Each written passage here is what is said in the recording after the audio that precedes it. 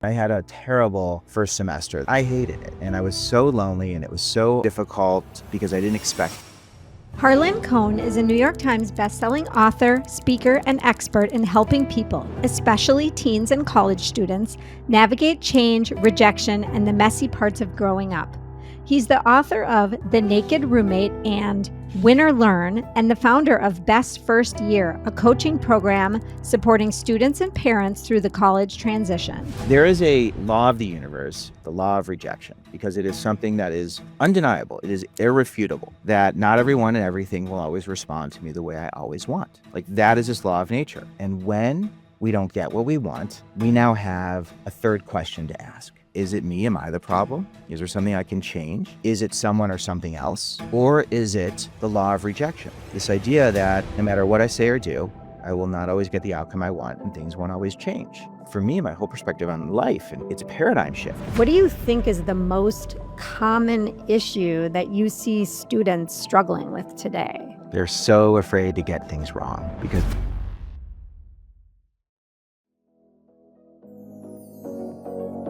Welcome to the Art of Living Well podcast, where we empower you to take charge of your health and happiness. We're Marnie and Stephanie, board-certified integrative health practitioners, holistic wellness coaches, and passionate explorers of all things mind, body, and soul. Each week, we bring you expert insights, real-life stories, and practical tools to help you bridge the gap between where you are now and where you truly want to be. From longevity and nutrition to mindset, movement, and healing, we dive deep to uncover the root causes of wellness and vitality. Join us and our growing community as we explore what it really means to create your art of living well in a way that's authentic, sustainable, and uniquely yours.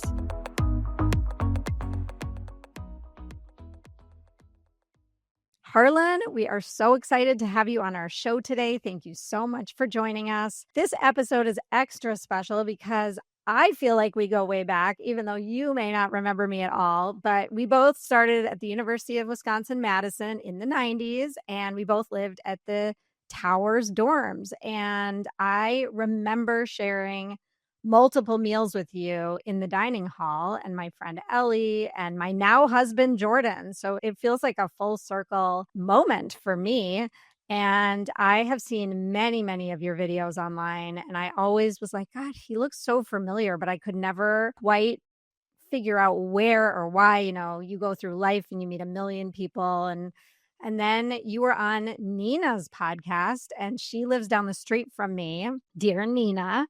And I heard you tell a story on the podcast, and I was like, yes, that is where I know him from Wisconsin. So anyway, it's just so funny. And then I was telling Stephanie about you, and I was like, we have to have him on the show because our podcast is about the art of living well. But we have so many parents and mothers of high school and college age kids that listen to this podcast. And we both have college age kids, and it's so relevant to our lives that we're just really excited to have you here today. And before we dive in, one thing we do love to ask is if you could go back and give your younger self a piece of advice, what would it be? it's so funny that you mentioned that because before this started, I have a video that I recorded that actually answers that exact question. It was about transferring because when I was at Wisconsin, I was miserable. I mean, I had a terrible first semester. The second semester was better, but I hated it. And I was so lonely and it was so difficult because I didn't expect it to be so hard. And even thinking about like eating meals, I think I might have like repressed a lot of that. Like, I'm not kidding. It's not even a personal thing. It's like I am a bright light and my light was super dim. I mean, I wasn't like in a dangerous place, but it was like a complete shock to me. And I was just trying to get through, those uncomfortable times. I'm making it sound really big, but like, I was just so surprised. So you were there. To be honest, like I loved first semester was rough, and I'm not going to lie. And I did not love that dorm. That was the worst dorm ever, in my opinion. But aside from that, it did end up being great. Yeah. But it wasn't the best dorm. So I can Right. relate to those feelings. And I didn't answer a question of what advice would I give myself. And the advice would be that change is uncomfortable. And it's normal to feel like you don't know what's going to happen next and not to have that connection and community. And there's so many new and unfamiliar feelings. And I think for so many students going through this, like that's the hard part. And for parents, it's so hard because how do you tell someone who's never experienced this quite like that, it's going to be okay? Because it's all so new. And at the same time, it is something that we don't really get a lot of training handling. So I would have told myself, Harlan, it's going to be okay. Just keep doing, man. Put yourself in places where you can be welcome and included simply because you show up and understand like change is difficult. And in fact, it's a gift. Like, and the part of this video that I was sharing is if you're having a hard time, like this is so good because we know living our lives that it's constant change. There's a ton of discomfort. We don't always know what's going to be happening next. We don't always feel a sense of control. So if you can start figuring out how to manage change, and that's where the universal message of what I share and why I think it connects with so many people, it's about how do we navigate change dealing with life situations and have a framework. And that's what I provide. And, I'll be able to really expand that even more. But that's what I tell myself. Great advice. And so let's just jump right in. Harlan, how did you end up where you are today? You become this go-to voice for high school and college students and their parents across all the platforms. So what first inspired you to start sharing this advice? I mean, it goes back to being really surprised and uncomfortable and not knowing how to manage change. And then after I was at the University of Wisconsin, I transferred to Indiana, and I transferred there because it was familiar. There was a fraternity, or I was a legacy. I had friends there. So I just kind of did this redo. And then after an internship with The Tonight Show, Jay Leno one summer, which was really interesting, I came back and a writer had written an advice column. And I thought that was kind of an exciting idea. So I went to the editor of the Indiana Daily Student, where I had been writing, an advice column. And they said, well, what would it look like?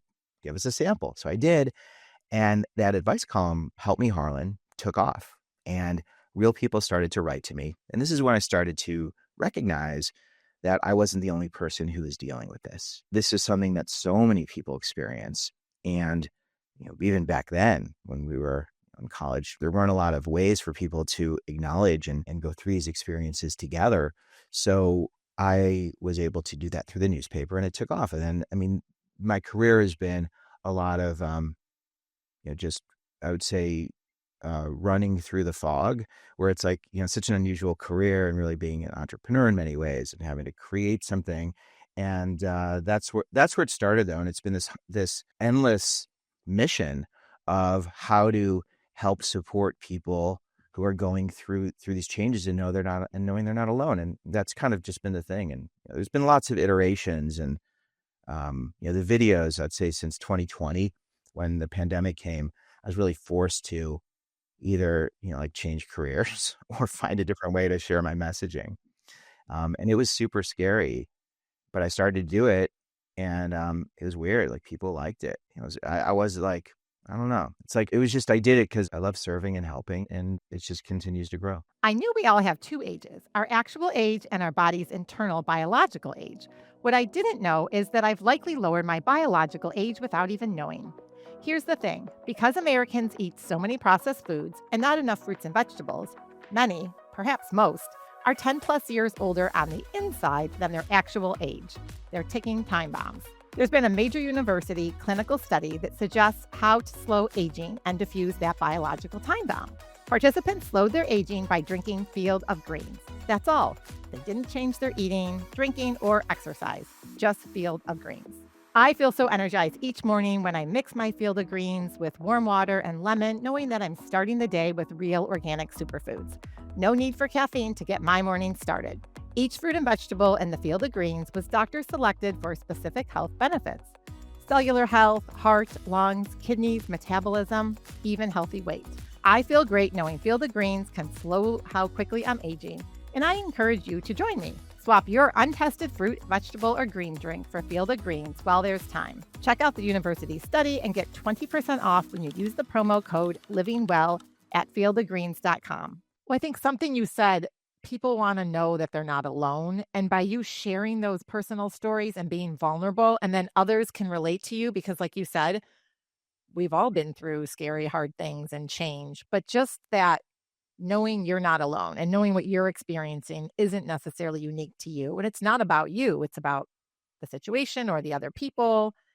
That's how you, it seems like, really like started connecting, and everything just exploded from there, especially during the pandemic, because people were feeling quite alone at that time. And sometimes when you look at someone's life on the outside, it looks so great. And in reality, when you're sharing these authentic videos, people relate, whether or not you think they're going to relate. They do, whether or not they're showing the world one side of them, but maybe deep down they're showing, they're feeling something else. And I think that's why you're relating to so many students and parents so well. And I'm wondering, what inspired you to explore like the themes of rejection and the theme of really tuning in and listening to yourself, which is something Stephanie and I talk about all the time. It's so funny that you said rejection. I mean, there's such a connection because I had just written down in this my little like journal I keep, and I wrote rejection so I could remember to mention I'm that. tuning in.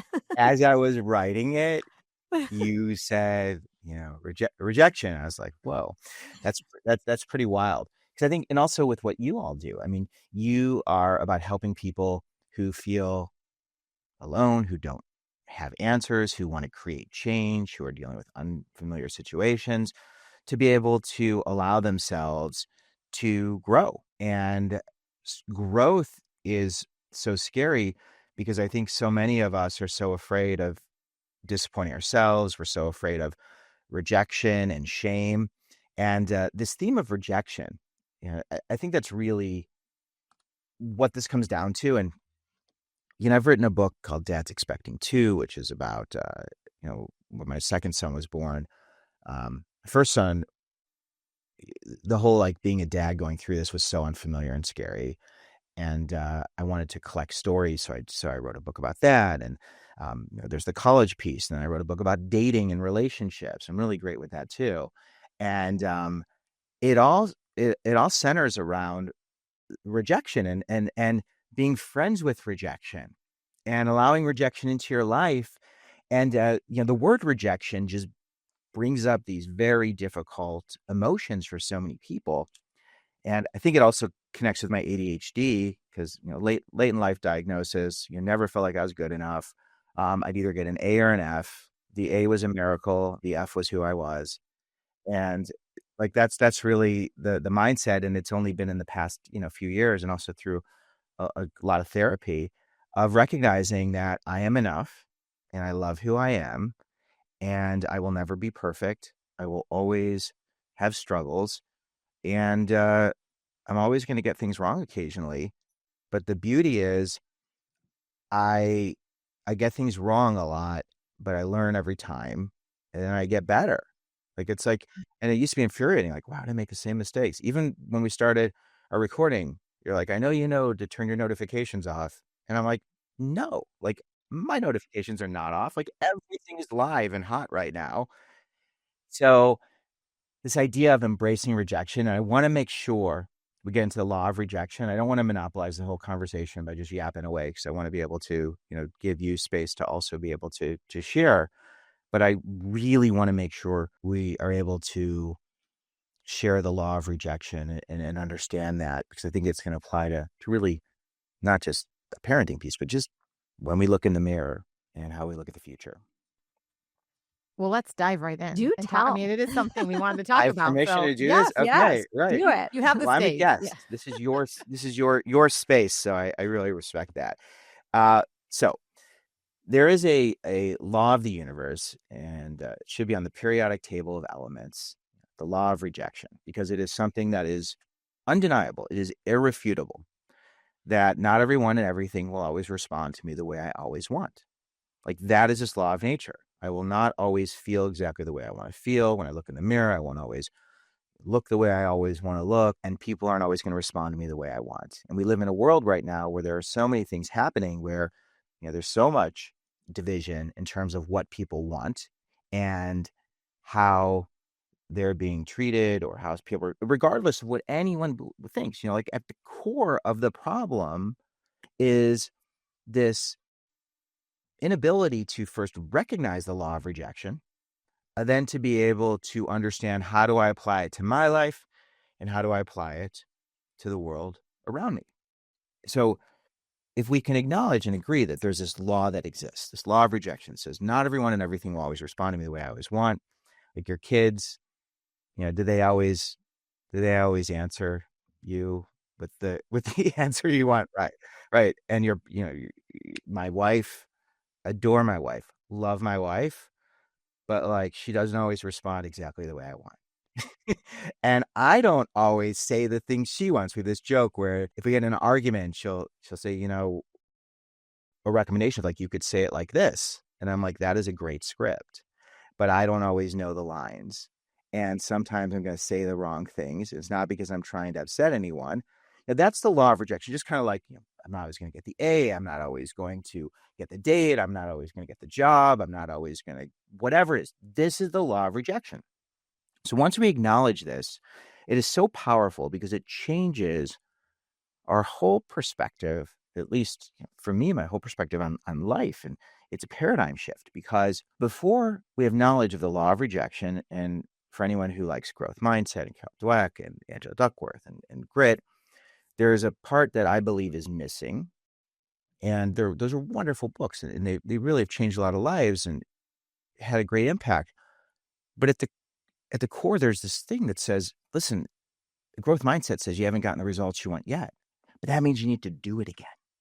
And when we do things and we don't get the answer we want, a lot of times we feel tremendous shame, especially high achievers, high performers, our kids who go on to schools where they have problems for the first time and they're not great at navigating through those outcomes because they haven't had a lot of practice. So I want to get to it, but I wanted to just kind of lay it out. So there's this law of rejection. And when we don't get what we want, we now have a third question to ask.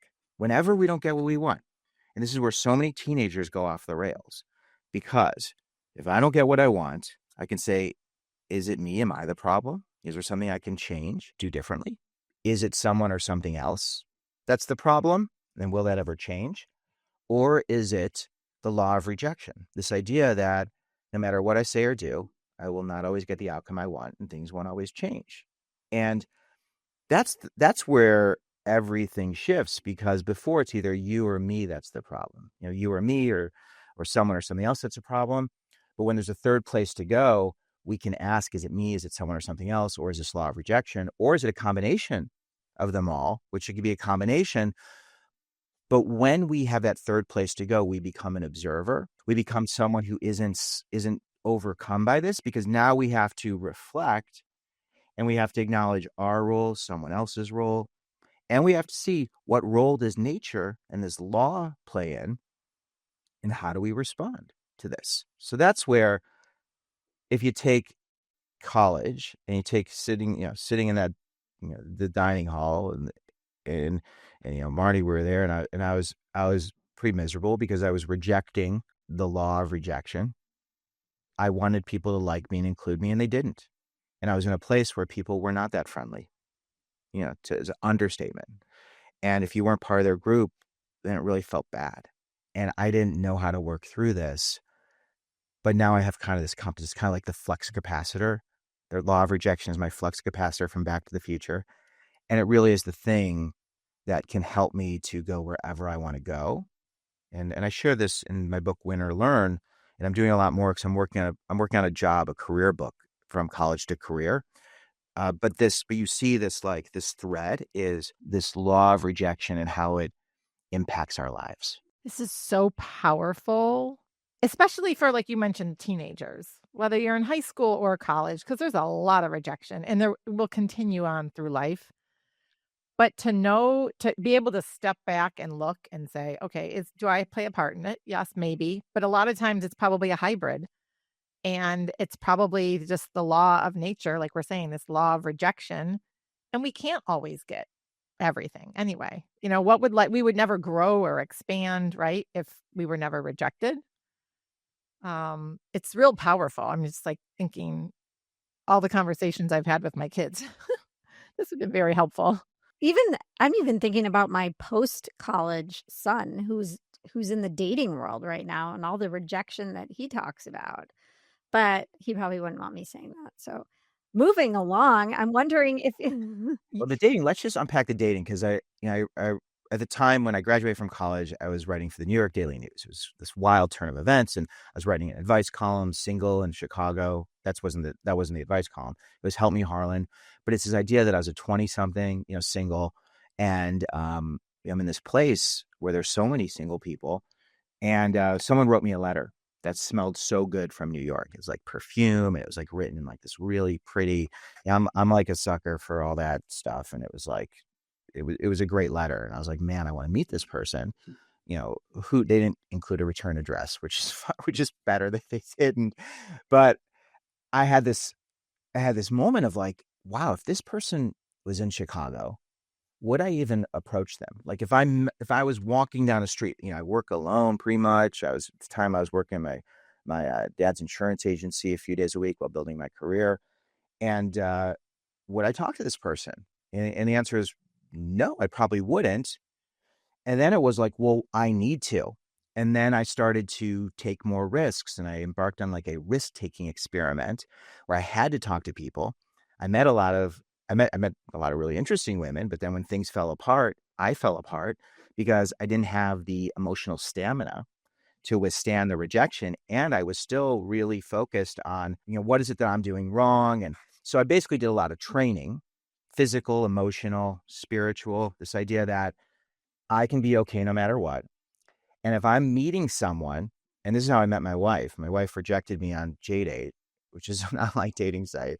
And I met her 3 months later at the UPS stores, mailboxes, etc. randomly. Like it was a random meeting. Did you recognize her from JDate? No. Okay. No, I had no idea, but she looked very smart and interesting. And I thought she was really beautiful. But there's something about her. And she was sending a fax. And we're dating ourselves here, people, sending a fax. I know, isn't that crazy? But she was stuck at the mailbox, etc., because she had to wait for the confirmation.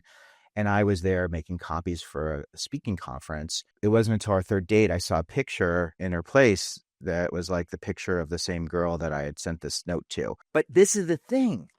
It was this reframe of, and anyone who's single, there's I'm sure a lot of people who follow you who are in, newly single, who are in this big transition of life. And that is so scary to all of a sudden be faced with a world where there's so much rejection. It's so hard to know who's telling you the truth. But the way, again, the reframe is I give people permission to respond however they're going to respond. My only job is to look in the mirror and to work to know that I'm good enough physically, emotionally, and spiritually. And then when I approach people, I'm not looking for anything other than I'm offering an invitation. And they have an opportunity to accept this invitation or not. And if they do, great. And if not, great, because life's too short for me to have to spend time wondering what you're thinking. And then you move on. That's amazing. I feel like Stephanie and I need that advice for certain things in our own business. Because we're held back by rejection too. Even with making videos and posting them, it's intimidating. So you could really apply. My point is you can apply what you're saying to anything, really. Whenever we think about something being scary or we get that feeling or it's uncomfortable, well, this law of rejection is at play. If we're going to a family event and our family doesn't reflect our core beliefs, how do we work through that? We live in a world now where, there are so many people who have very important issues, and those issues might not be the same issues as someone else, and they might have opposing alliances that make it feel like these people don't understand us or don't care about us. Like that's the thing that's wild. So, I try to start by listening and trying to understand before making assumptions. And this is where the 4 Agreements is another. I don't know if you're 4 Agreements people. Yes, it's a great book. One of my top books. Yeah. Right. So, 4 Agreements, never be impeccable with your word. Don't make assumptions. Don't take things personally, and be your personal best. And when you have those 4 agreements, what those 4 agreements do is force us to acknowledge the truth, which oftentimes is connected to this law of rejection. And that's that's why it's so important to understand and to have this way of processing difficult information. I just want to drop one more thing to connect this, because if you follow the 4 agreements and you're aware of the law of rejection, you're still going to feel things and hear things that upset you like instantly. And I had this whole back and forth with my wife and son, because in my book, Win or Learn, I talk about information is not emotional, right? This information is not emotional. And my wife is like, information is emotional, feels emotional. And my son's like, yeah, it kind of means like you're refuting this idea, like rejecting the idea that information doesn't, create emotion. And I'm like, no. Information is data. And the data then will trigger emotions. There is some data that, boom, triggers emotions right away. If God forbid you're in a car accident or something like that, it's like the data is you are in an accident. And then the emotion and everything else is what happened and what's connected. And the more uncomfortable something is, the more we reject rejection and don't understand this law of rejection. Information is purely emotional. So the secret, or at least not even the secret, the tool is, how do we separate the data from the emotion so that when our kid is super upset and information's emotional, we can help them to pause and to be able to ask some questions. As a parent, give ourselves permission to have a kid who's upset.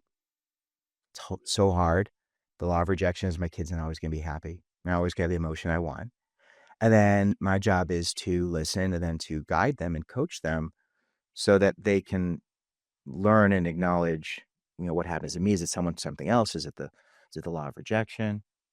What can you change? Who can you talk to? Who are your people? Where are your places? It does. And I just want to say, like, you may not even have a mature enough parent to do that. Like, I feel like a lot of these parents get so wrapped up in their kids' emotions and, if you want to call them rejections or failures, I'm saying in quotes, because I don't know that they're necessarily failures, but the parents' emotions run away to an extreme level. I've seen so many parents where that's happened that I don't even know how they could help their kids because they're dealing with their own crap. That, and then coupled with the fact that parents just want to protect their kids and they don't want them to experience rejection. So like before you even get to the point where, separating the data from the emotion, kind of backing up a bit, how does a parent who may, like Marnie said, not be emotionally sound, if you will? I don't even know if you'd call it emotionally sound, but they're so wrapped up in their kids' lives and experiences that they can't step back and understand, like, I don't even know what I'm trying to say, but like, I think I understand what I think that so many of us, our kids' experiences are tied to our sense of self and accomplishment and fulfillment. So, when our kids are going through their highs and lows, we are deeply connected, and it is very emotional. And I think it's also a very natural part of being a parent. If someone's lucky enough to have, a partner where they're also parenting with someone, hopefully each parent can internalize that emotion or feel that emotion. So maybe someone else has a little bit of perspective. But yeah, I think a lot of people define their self-worth based on their kids' accomplishments, or will they have a very hard time watching their kids struggle. And I think so much of this is like, as a parent, you could do everything right. And this is where that law of rejection comes in. Like, you could do everything right, and your kid may have challenges, and that is just nature. That's part of it, and it's their journey, and that is part of it. So it's like relieving parents of this. But then when it comes to successes, and I do this program called 5 Simple Rules for Parents, and one of them is their struggles belong to them, but their victories belong to you. That's one of the rules, because if I am internalizing all their struggles, then how great am I going to be, or how equipped am I going to be to manage, to coach them? Lisa D'Amour talks about like a steady parent. So important. So, and this is the part where like I lead with empathy of like that parent who is so caught up and so worried that their kids, something terrible is going to happen and the stakes are so high. Try to really reduce it to be like, hey, listen, Are the stakes really that high? If they don't get into that particular college, if they don't even go to college, you know, and I think for parents, we want our kids to like be on a track that makes us feel comfortable and familiar. But this idea of what if every high school student, and this is going to give parents palpitations, like what if every high school student was required to take a year between high school and college or whatever they're going to do next? And in some countries, they do this. And your job is you have to work 20 hours a week, or this is what you have to do, and you have to have some experiences that excite you and interest you.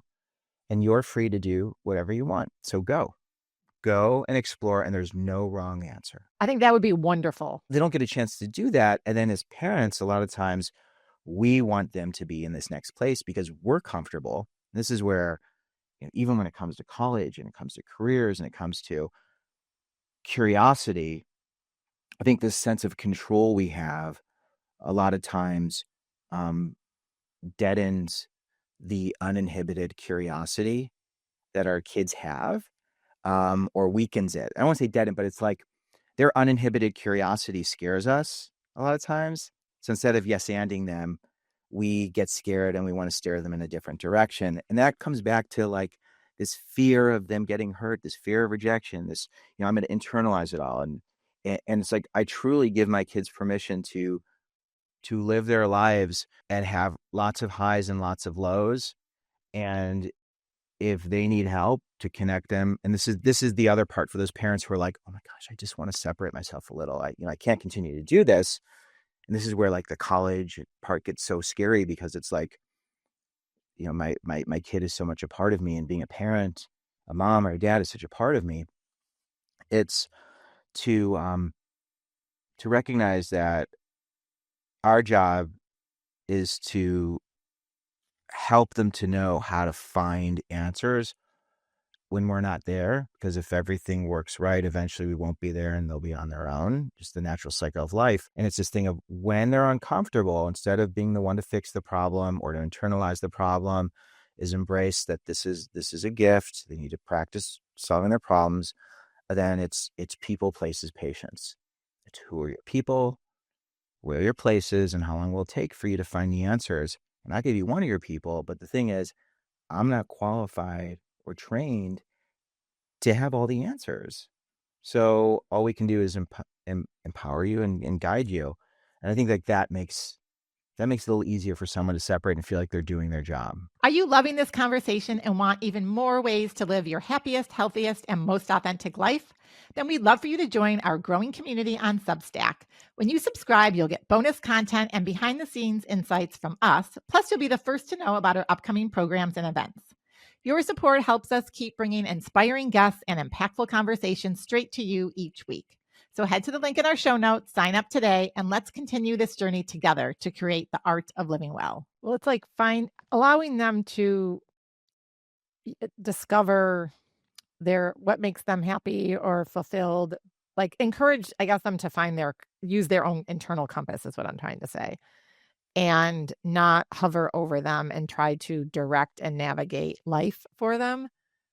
And I think sometimes when kids are immersed in high school and like the rigor and the structure of high school and college, they actually don't know where they want to go. And taking this year off, like you suggested, allows them to just be and discover and be curious, which is something that Marnie recently was sharing with our I just wrote a community. blog about it. Yeah. Yeah. Tell me more. What was I didn't read the blog. Sorry. No, it's okay. It was really just about, I was actually talking about how as a parent, I kind of let my kids, not let them, but my husband and I encourage them to like go down all these different rabbit holes, whatever interested them. My son, it was Harry Potter. My daughter, it was Anne Frank. My younger one, it was all about Broadway. Like, so when they were younger, we just let them run with it because whatever their interests were. And I was talking about how as we age and become adults, we don't allow ourselves to be curious as much because we end up kind of on a hamster wheel of daily life. And so I was really trying to encourage adults to get back into their own curiosities and kind of find what lights them up and what they're excited to, learn about or discover or whatever it is. The label of uninhibited curiosity. And my wife and I were talking about this, and I was talking about encouraging students to be wildly curious. This is connected to the career book, because if you look at like the transition from high school to college and college to career is really the first time where a young adult has to pick something that they want to pursue. And is it the right decision? Is it the wrong decision? There's so much uncertainty. And I see it being connected to this idea of uninhibited curiosity, like a 7-year-old who has an interest. We lose that. And the way that our system is designed is that once students start to go to school, they are told what they need to do. It's not what we want. It's not what they want. It's satisfying requirements by the state, the federal government, certain benchmarks. If you think about it, how much room does a student have to really answer the question, what do I want? And as a student who has ADHD, who wasn't diagnosed, like, I didn't want to do the things that people wanted me to do. Like, I didn't like school because I was forced to do things that felt very uncomfortable. And if I didn't do the things, then I was labeled as bad or not smart enough. And I come from a community of a lot of high achievers, and the person to my right and left got grades that were a lot better than mine. I mean, I took this IQ test like a couple years ago, and IQ is whatever, it doesn't matter. But it was like, I just had the self-assessment that I was not like even my IQ, like there was something in my brain where, and again, IQ doesn't matter, but it connects to even like high school. I used to be embarrassed about this. This is wild. So I took my SAT and I got like a 980 the first time. I went to Kaplan test prep, and then I went down 20 points to 960, right? It's like I didn't do the work. It was awful. And then I took my ACT, and I got like a 27, which is totally like, I couldn't believe that I did so. And I was really, good at the time. And it was not what my GPA was. And I called the home office to make sure that it was right. Like I called ACT because I was like, is this right? That's how I got into Wisconsin, because I had a really good test. I tested well. And I know that my ADHD feels like it might be taking me down a different path, but it's connected to, it wasn't about what I wanted.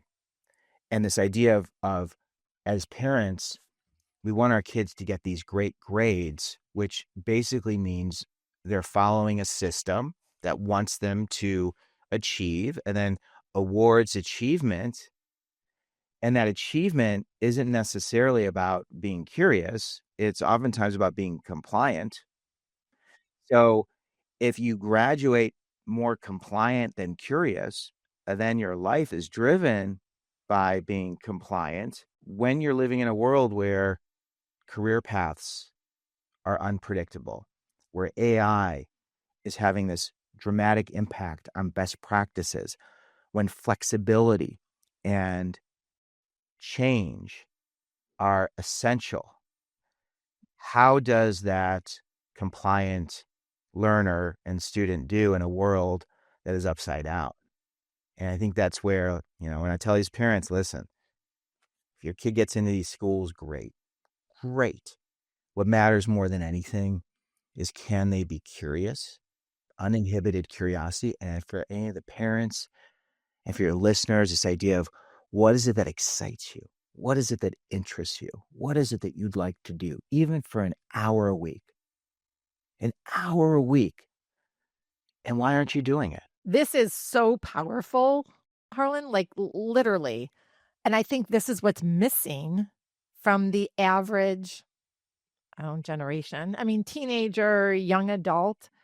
And I remember even having conversations with my kids, and my oldest was getting ready to go to college, about majors, and they were focused on where they could get the better job and, make more money right away. And well, I don't want to do that major, because what am I going to do with that? And I'm like, no, like that's how I was raised. And that's why I picked my path. And I'm like, please do something that you love. Like, just do something that interests you. And it's funny, my son started out being like a double major, finance and accounting. And then midway through, or like end of freshman year, he comes home, maybe it was sophomore year, and said, well, I dropped accounting. I'm going to be finance. I think I'm going to minor in Italian because I really want to study abroad in Italy. And like, I'm Italian and my mom and my grandma were from Italy and I don't know any Italian. So I thought it was great. My husband's like, what is he going to do with an Italian minor? Like, how does that even? And I'm like, this is wonderful, right? Like, who cares what he's going to do with it, right? Exactly. And it's just interesting and fun, right? And so it's like, but how do you encourage that as a parent, especially for parents that maybe aren't curious themselves, like Marnie's saying? The other thing I just want to throw out there thinking about this. So we are in this world of systems, like you mentioned, Harlan, where these kids are going through these systems for all these years. So they're trained to think about, okay, I need to go to the best college. I need to pick a business major because I'm going to go into finance and make the most money and blah, blah, blah, blah, blah. And oftentimes the parents are right alongside the kid wanting them to do that. But also college is really expensive.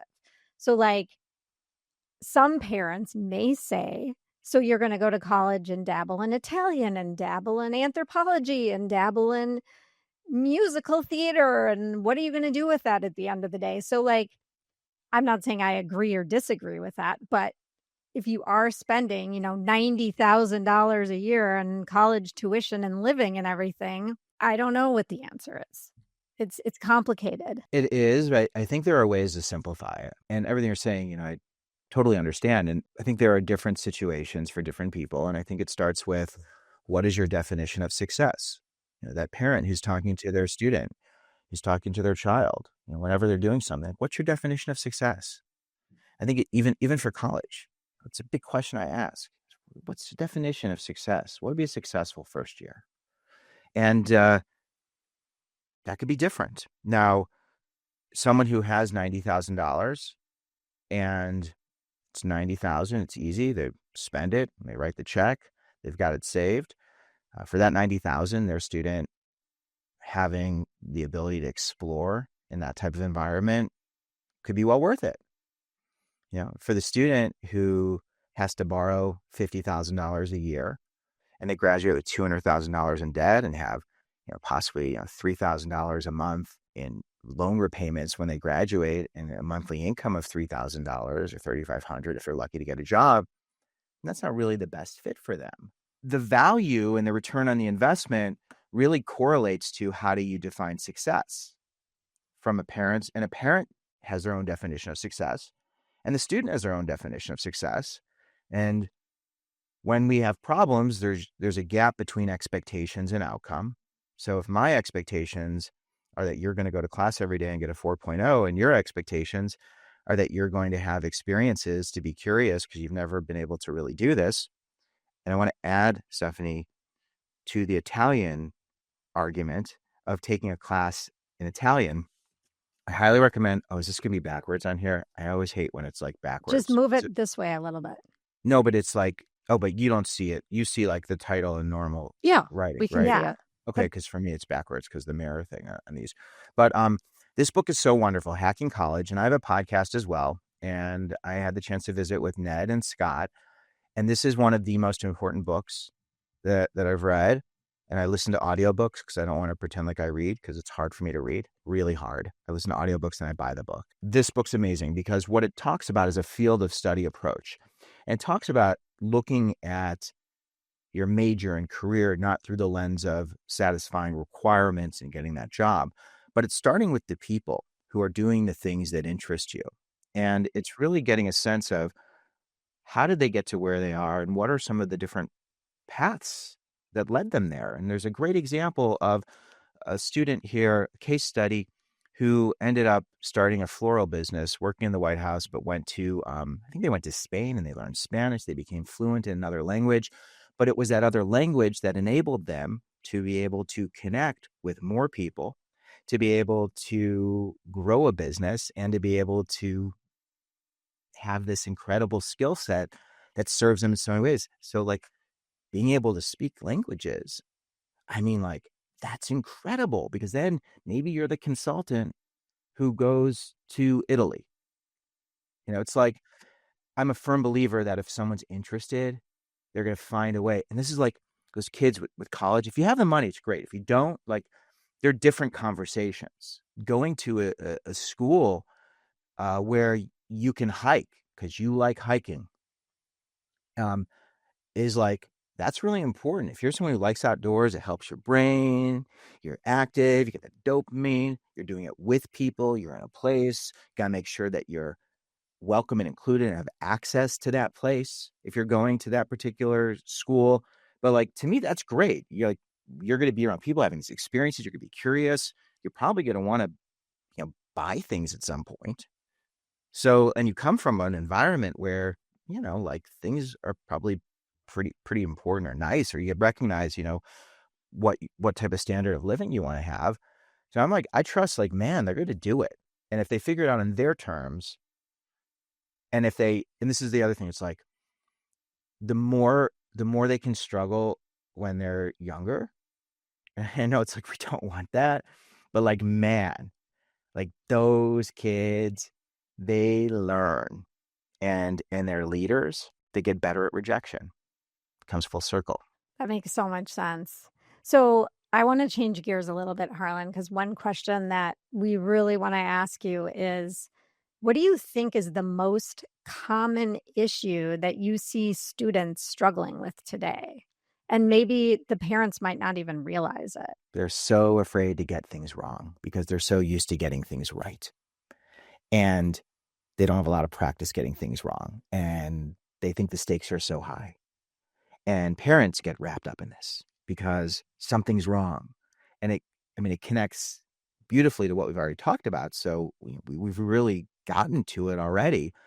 It's that when you get things wrong, instead of looking at it as a failure, is how do you reframe that? This is like such a great example of a student who's used to doing well in the classroom, and all of a sudden they fail something, and they're like, oh, what's wrong with me? They're devastated. They're so upset. The parent has two choices. I can be really judgmental and upset and assume that you did something wrong because you're a high achiever, or I could just kind of let you work through this. And now that you have a problem, people, places, patience. See, problems give you a reason to talk to the people and to go to the places where you can find support and to ask for help so people can support you and invest in you. And it's like, if you get the A, though, like, what happens next? Like, you go to the next class. Big deal. You graduate on the top of your class. So it's like those. And then if you drop a class because, like, you're taking too many classes, it's like, wow, that's never happened in high school. You don't drop classes. But it's like, okay, you took on too much. And I think that's where parents have to know how to coach their students and give them enough room to be able to marinate in their misery, to sit in their own stuff, and to sit in their own shit, and to have to experience that. It's like, we don't want them to do that, but it's like, you got to do that. And if you cry and you're upset, and you want to make sure they're not in a dangerous place, but like, yes, good. And as a parent, now I need to make sure that if you're open, and this is the question for with the students or with our kids, it's like, when they're telling us what's going on, asking them, are you looking for advice, or are you just looking to share? You're just looking to vent, because sometimes they just want to vent. But then if they're looking for advice, then we have that framework of, people, places, patience. So that coaching piece. Now, before we end this, I want to share a little bit about my best first year coaching and success program for parents.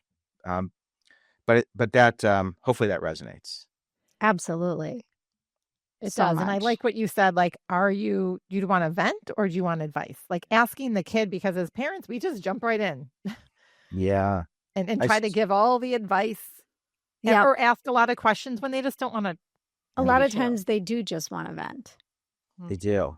I think that's where I've gotten very lucky, and it's how my brain works. I'm typically more interested in meeting people where they are than taking them to where I want them to go. So like I've even worked with middle school students, because I do a lot of speaking at middle schools, high schools, colleges. I do corporate speaking, but I spend the first 15 minutes talking to the people who are in the room. Because the thing is, if you're 13 or if you're 53 or 73, I just want to know, like, what is it that's important to you right now? Like, what's that problem? Because if I can meet someone where they are, and a 13-year-old who's dealing with a crush, that's a really big deal. A 17-year-old with their first love, or 16-year-old, I think that first love is more powerful than the 60-year-old's love in many ways, because they've never loved before, and it's so overpowering and physical and emotional. And someone who's like, oh, teen love, or it's like, no, that's like you know the purest form, the most dangerous form. So to minimize that really then puts up a wall, because what you're going through is really big. So, and I think that meeting our kids where they are and really checking it and having that instinct when they tell us something that's really scary or uncomfortable or upsets us, of starting with, thank you for telling me. Like that default of like, thank you for telling me, even if it's something that like makes me crazy. It's like, thank you for telling me. And then there's this other wonderful book called Never Split the Difference, and it's a negotiating book. And it's this idea, they share this idea of using how and what were questions. So then instead of like, why did this happen, which is a defensive type of question, it's like, what are you going to do? How do you think this happened? How are you going to work through that? So those things, there's so many different levels of being able to, meet them and to coach. And it really starts with a parent who has support. And that's why I created this really cool program. It's called Best First Year, and it starts in high school and goes through college, and people can join by the month. They can get a 12 months membership, an 18-month membership, but really it's focused to helping parents to be able to guide their students and to have information when it comes to things that are really highly emotional. And this focuses particularly on college. And I do coaching every 2 weeks. And then I have these standalone events that parents can share with their kids. They're very short, easy to be able to share, because most kids talk about meeting people where they are. I originally was marketing this as for parents and for your students, and you do this together, or your students would do this. But I tell you, like most 17-year-olds, the idea of like, hey, I got a coaching program, let's go sit online. It's like, no, no, no, no. So the idea is you get it for you, parents, and you share bits and pieces. And I've got these videos that if people aren't familiar with my social media, across Instagram and TikTok and, all over the place, over 1.7 million followers. And there's these short little videos, and I incorporate that into Best First Year as well. So parents can then share those videos, which a lot of students already consume, but I'm able to have conversations kind of like what we have here, of being able to connect the dots and make it a little easier. And if I don't have the answers, pointing families to those resources. There's also a private Facebook group. So Best First Year, hopefully we can have a link. Absolutely. I need to let more people know I'm terrible at selling. We can relate. Yeah.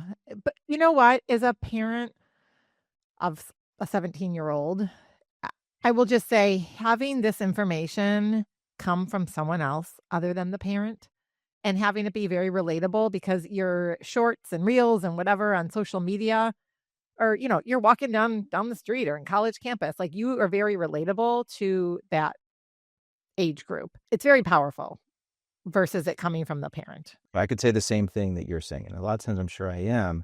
And that's where parents really, they appreciate it because it's someone else. And also, it's been wild. Like the students, they really connect. And I think it comes down to like really respecting where they are and what they're feeling is so important and so real. And also being someone who is never too good to be rejected and talk about, like I talk about my stuff, and, I'm like so vulnerable. I hate it. Like I have to tell you, I know you're talking about it. Like I hate that part. It's awful. It's awful to do a video. It makes me feel so incredibly vulnerable, and then see someone I know. The thing is, like, I'm thinking about some of the videos I've watched. Like, you made a video, I don't even know when this was, about if you don't get along with your college roommate. I think that's what it was. Or maybe it was if your college roommate isn't as clean as you are, or so, I don't know. You've done different ones with college roommates. 1,500. I'm up to 1,552, 53 videos on college tips. And I just remember seeing the video and thinking this would have, my daughter's now, past her freshman year, one of them.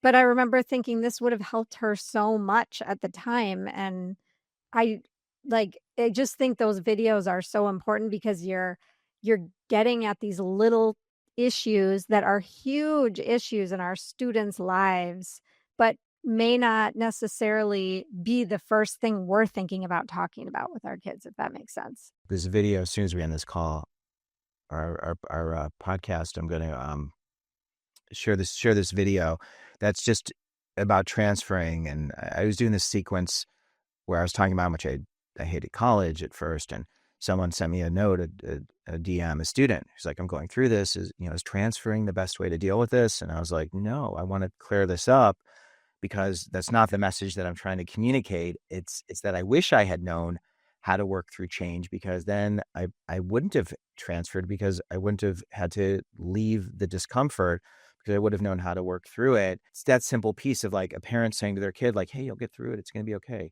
And then having that quick video. Then I've got on my YouTube channel, I do these podcasts. I did this walk and talk at the University of Virginia, where I just walked around campus for like 2 hours. And I met the most extraordinary students who shared so many personal stories. And it's like the coolest thing, because this one girl, she was amazing. And she was miserable first year student, couldn't believe as a senior what she'd been through. And she's so ready for so many challenges in life. I know we're getting close to the end, but for those parents who are worried about like grades, for the college piece, it's like, if you go to a school that isn't a school that they talk about in terms of admissions and in terms of being so competitive and so difficult, great. Because your kid could be exceptional, because it's not the school, it's that ability to be curious and to find people. I went from my first year in college, I always did okay, but I made dean's list, like my senior year, because I was doing the thing that aligned with my light, and it took me a while to get there. And then when it comes to grades, the majority of employers do not even look at grades, and that's continued to decline dramatically. It really is about, how do you deal with those uncomfortable issues, and how can you be willing to experiment and explore, experience and experiment. That is such good advice, because I actually didn't realize that they're not looking at grades as much. Gosh. Wish I could Depends, go like back. Yeah. what you're Depends going on the into. profession, probably. Yeah. So if Right. it's like, if you're going into like, if Med you're going into, school, my daughter's applying to med school, like right, they're so you need looking it. at Well, your you need your grades. right. There are situations where if you're going to med school, if you're going to law school, if you want to work at a particular investment firm. But here's the other piece. It's like, you can still get to those places. Like, a student who wants to go to med school, they can have a GPA that's fine, and then they can take a year or two, and they can work, and they can study for the MCAT, and they can have a very clear understanding of what they want and why they want it. So it's not like they're not going to get there. It's like, okay, this is just a different path. So someone who's like, oh, this C or whatever it is going to devastate me. It's like, no. All it's going to do is force you to want it more, or to change directions. And there's so many stories of like this nursing student who was talking to their doctor, and the nursing student was talking about organic chemistry, and the doctor said, how are you doing with that? And the student said, I finally passed. Took me 4 times. I really am embarrassed about that. And the doctor said, that's great. It took me 5. So it's like that grit and resilience. And then the community college piece, I just want to throw that in here. The idea of going to community college, a lot of times the people who are teaching have these advanced degrees. A lot of them are teaching at these same schools that are so much more expensive. You have smaller classes. You have the freedom to experience and to experiment more. You also can work in an industry part-time, doing things that you find interesting. And it's about this. It's about the connections. It's about those people and places. So people don't recognize this. A lot of times there's pathway programs where you can go to community college and then transfer. When I see a student who's gone to community college, who then continues and gets their degree, if they have to go to a 4-year university, get their bachelor's degree, and then they graduate, and I've talked to other entrepreneurs and employers, like that is a sign that like this person knows how to get results. Like they are determined and they are focused, and I want them on my team, because someone who's always achieved, and there's kind of been this pushback when it comes to hiring students who come from these most highly selective schools of, I'm just not entirely sure of how you handle adversity, which is very unfair because a lot of them have had to work through that. But there's this perception that if you're used to getting the outcome that you want, what happens when you're in a different situation where you don't have as much control? So there's so many different angles. And I feel like we could keep going on and on. I know we have to wrap this up. And we'll link all your programs up in the show notes and all your social media so everybody can follow you. Is there anything, I mean, you've shared so much good wisdom and insight and examples and stories. Any one last takeaway that you'd want to share with parents or students out there? There's two things. One is I'm really grateful to have the opportunity to just even share this, to have the space. I'm really happy you reached out. I'm just so happy to be able to put this out there, and we live by that everything's going to be okay. It always turns out to be okay. And people might be like, okay, how could it be okay? But I think just our human nature is that we have to figure out, even when faced with adversity and difficult situations, how do we find a way to make that okay? How do we work through that? Because okay is always changing. And I think we need to be able to adapt and to find ways to make things okay, not just for us, but for the people who love us and care about us, even if we're dealing with really difficult situations. If we can live by that philosophy, the people in our worlds and in our orbits, will benefit from that as well. That's beautiful. And it actually relates to our final question that we ask everybody, which is, what does the art of living well mean to you? It's being kind to ourselves. It's being kind to yourself, having compassion and empathy, and always believing that things are going to be okay. And that's the hope that connects with that self-love. Beautiful. And you're right, because if we have that kindness and empathy towards ourselves, then we're able to spread that with others. And it just has a ripple effect, and it's hard. People are so hard on themselves. So that's beautiful. Right there with you. Every day I'm working on it. Well, thank you so much, Harlan. This has been so much fun having you. And you've just left our audience with so much valuable information. And we hope that everyone will go check out his, is it the best first year college? The best first year. It starts in high school. This is not just about college. This is about understanding how to be your kid's partner and help and support and guide them. So I'd love for them to check it out. And I'm working on this career book. That career book sounds like amazing, wonderful. I can't wait for that to come out. I'm going to be very transparent, just reaching out to anyone. If you see any messages about that, it's going to be a combination of students who are like 5 to 7 years out of college, sharing their tips and stories. It's going to be people who hire, so many different perspectives. But ultimately, it's how can someone learn how to be curious and to live their life with that uninhibited curiosity. Because that's the thing, like as this world changes, it's going to be like the relationships and your ability to continue to be curious and to learn and connect. There's no room to be like, this is how it is. Like, you got to be curious. One thought, and I know we got to wrap. I love talking to high school students. And if anyone wants to bring me in to speak, I love speaking. And I talk about all these things and do trainings. But this idea of, this high school students, they don't recognize their value because the world is changing so dramatically in how people process information and how they solve problems. It's so different. And I have such respect for 16-year-olds and 19-year-olds and 23-year-olds who know how to do these things. And if somebody is really curious, and for a parent who's like worried, you got to do this and that, it's like, no, if your kid's wildly curious and can understand how to use technology and can connect and put themselves in places with the change makers, then that high-level executive, that the person in the executive suite, when a student comes in and can show how they process information and how the tools they use, like those students, they have so much value. I think they have more value than ever before. So it's not that major. It's that ability to nurture that curiosity and to want to share it with people, who don't know how to do that as much, which is the gift of I have a 12-year-old, a 17-year-old, and a 19-year-old. And oh gosh, I just love listening to them.